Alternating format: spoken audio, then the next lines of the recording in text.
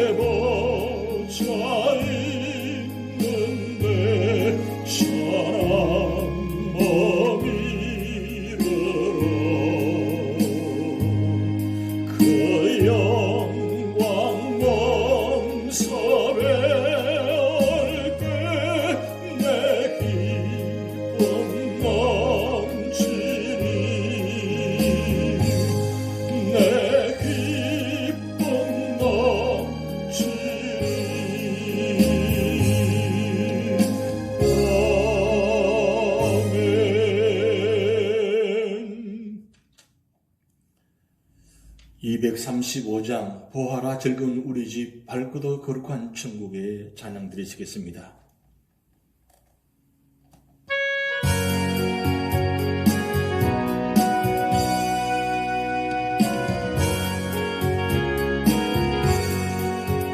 보아라 즐거운 우리 집 밝고 거룩한 천국에 거룩한 백성들 거기서 영원히 영광에 살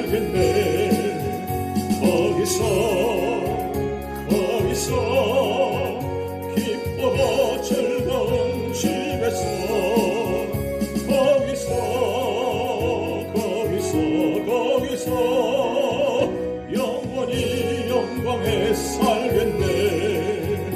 앞서간 우리의 친구들 광명한 그 집에 올라가 거룩한 주님의 보좌 참미로 영원히 즐기네.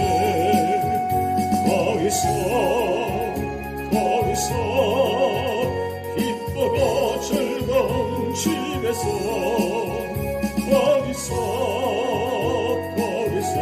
거기서 참미로 영원히 즐기네. 우리를 구하신 주님도 거룩한 그 집에 계시니 우리도 이 세상 떠날 때 주님과 영원히 살겠네. 거기서 기쁘고 즐거운 집에서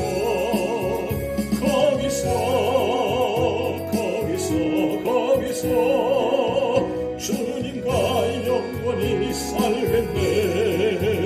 우리의 인생이 끝나며 영원히 즐거운 곳에서 거룩한 아버지 모시고 기쁘고 즐겁게 살겠네. 거기서 기쁘고 즐거운 집에서 거기서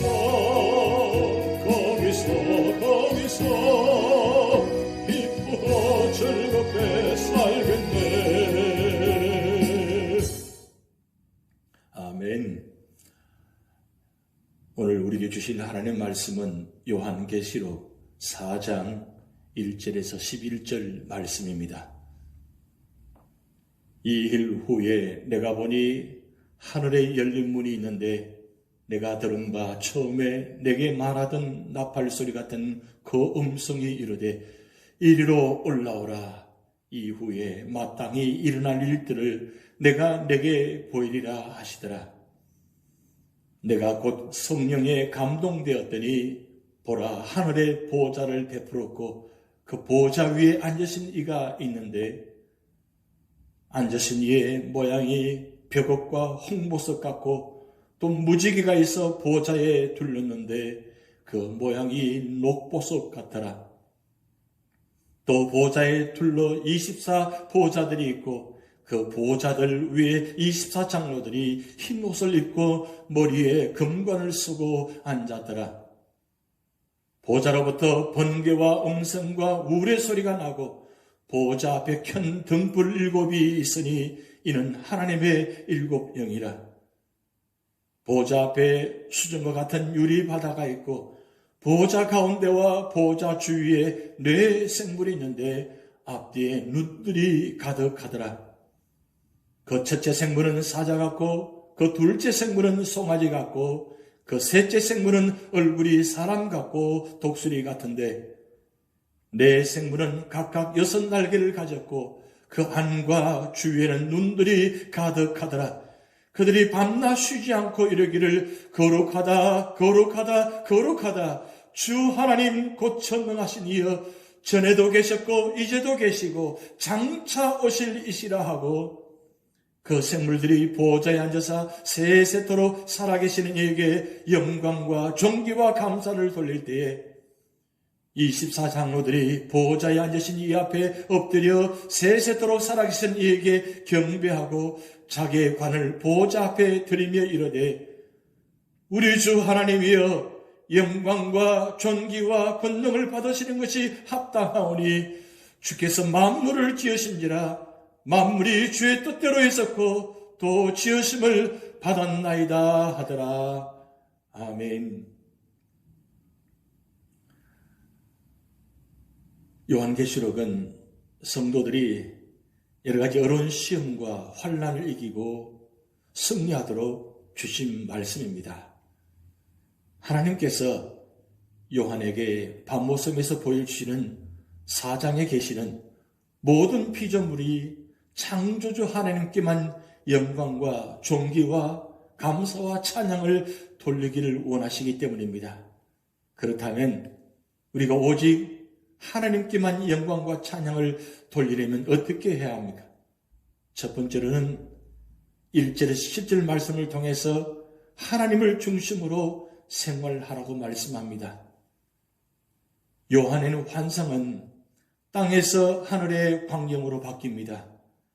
요한은 성령의 감동으로 천국에 인도되어 제일 처음 하늘의 보좌와 그 위에 앉으신 하나님을 보았습니다. 여기서 하나님께서 보좌에 앉아 계신다고 하는 것은 하나님께서 온 우주를 통치하고 계심을 말하고 있습니다. 그럼 보좌에 앉아 계신 하나님의 모습이 어떻습니까? 보좌에 앉으신 이는 백옥과 홍보석 같고 또 무지개가 있어 보좌에 둘렀는데 그 모양이 녹보석 같다고 했습니다. 여기 백옥은 거룩하심을, 홍보석은 심판주 되심을, 녹보석 같은 무지개는 위로의 약속을 말하고 있는 것입니다.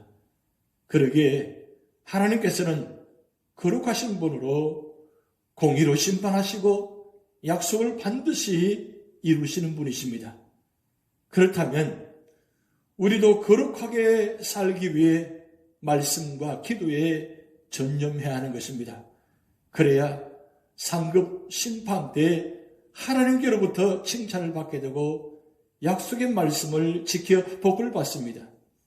하나님께서 앉아 계신 보좌 둘레에 누가 있었습니까? 바로 24보좌와 24장로가 있었습니다. 24장로는 모든 세대 교회 전체를 대표하는 것입니다. 하나님께서 앉아 계신 보좌로부터 번개가 치고 천둥소리가 울려나오고 보좌 앞에는 7등불이 켜져 있었습니다.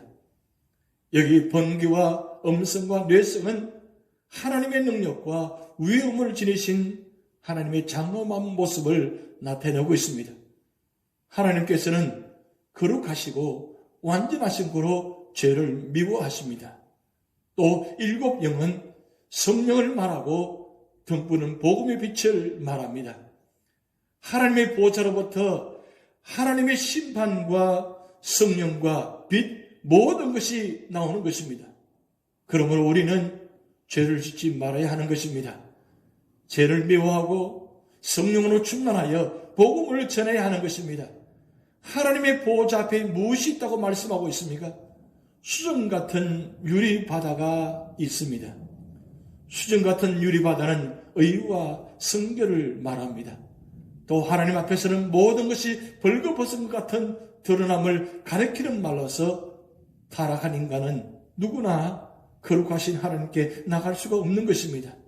이렇게 거룩하시고 완전하신 하나님께서 계신 보좌 가운데와 보좌 주위에 무엇이 있습니까?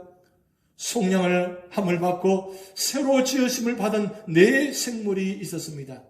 이 네 생물의 모양은 앞뒤에 눈이 가득하고 6 날개가 있었습니다. 네 생물은 무엇입니까? 사자와 소와 사람과 독수리였습니다. 우리는 본문에서 하나님께서 앉아 계신 보좌가 우주의 중심인 것을 알 수 있는 것입니다. 모든 것이 하나님께서 앉아 계신 보좌를 중심으로 전개됨을 우리는 알 수 있는 것입니다. 우리의 중심은 세상이 아닌 것입니다. 세상적인 것이 중심이 될 수가 없는 것입니다. 하나님께서 중심이고 하나님의 보좌가 중심인 것입니다. 성경이 말하는 우주나 지구나 태양이나 성자도 그 중심이 아니며 오직 하나님만이 우리의 중심이며 하나님께서 계신 보좌가 중심인 것입니다. 그래서 우리는 하나님을 내 생활의 중심에 모셔야 하는 것입니다. 하나님 중심, 그 신본주의로 사는 자가 바로 행복한 사람이고 행복한 삶을 사는 것입니다. 두 번째로는 8절에서 11절 말씀을 통해서 하나님의 은혜를 기억하라고 말씀합니다. 하나님께서 보좌 주위에 계신 네 생물이 있습니다. 이들이 하나님을 경배하며 찬양하고 있습니다. 이 찬양의 특색이 무엇입니까?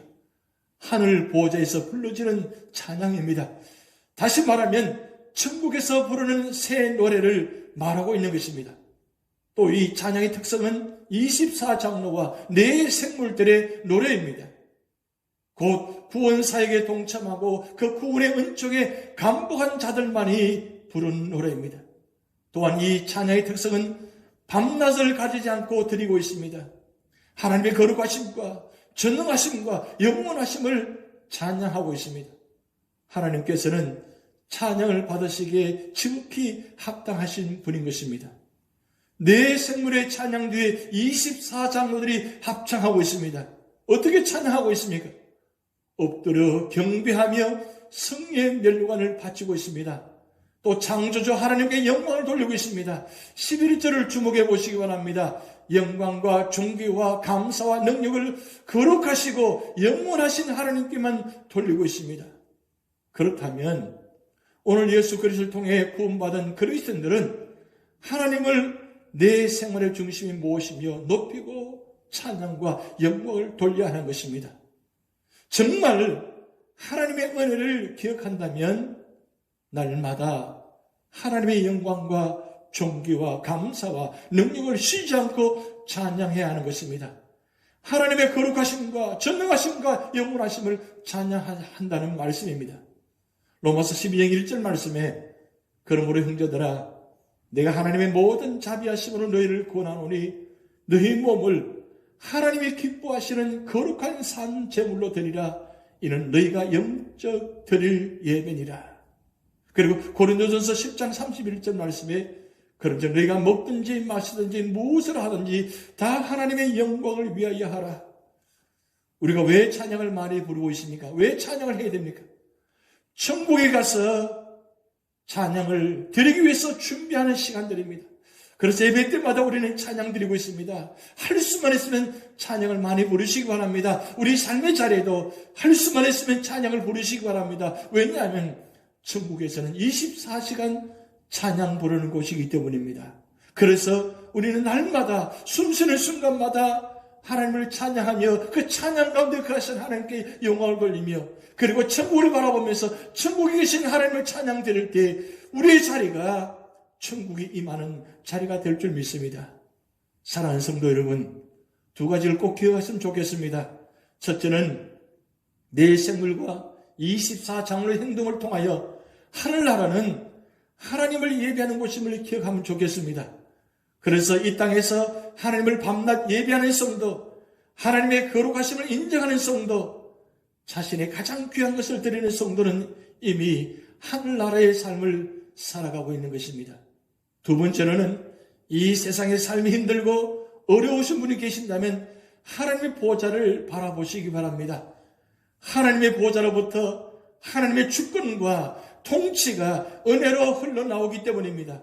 이것이 바로 예수님께서 요한과 소아시아 7개 성도들을 도우시는 방법입니다. 그리고 우리를 도우시는 방법입니다. 하나님은 어떤 자를 축복하시고 어떤 자를 돌보고 계십니까? 예배하는 자입니다. 찬양하는 자입니다.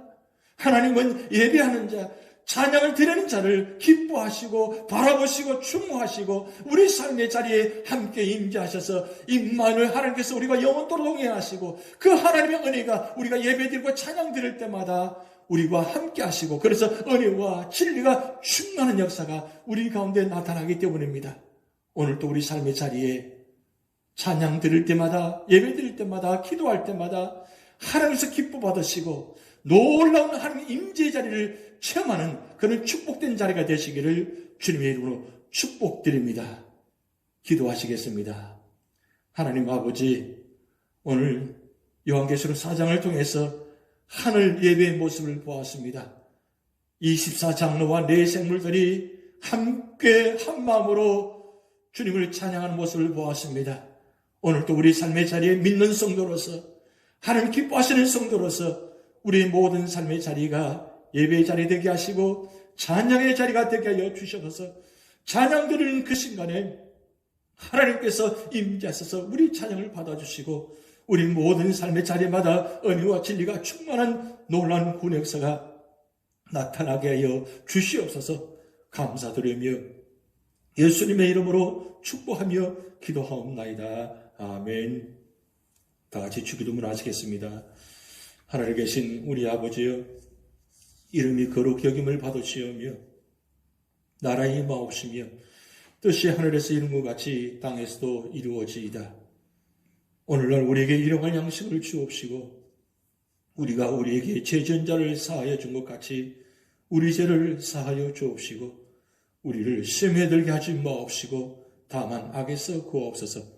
대개 나라와 권세와 영광이 아버지께 영원히 있사옵나이다. 아멘.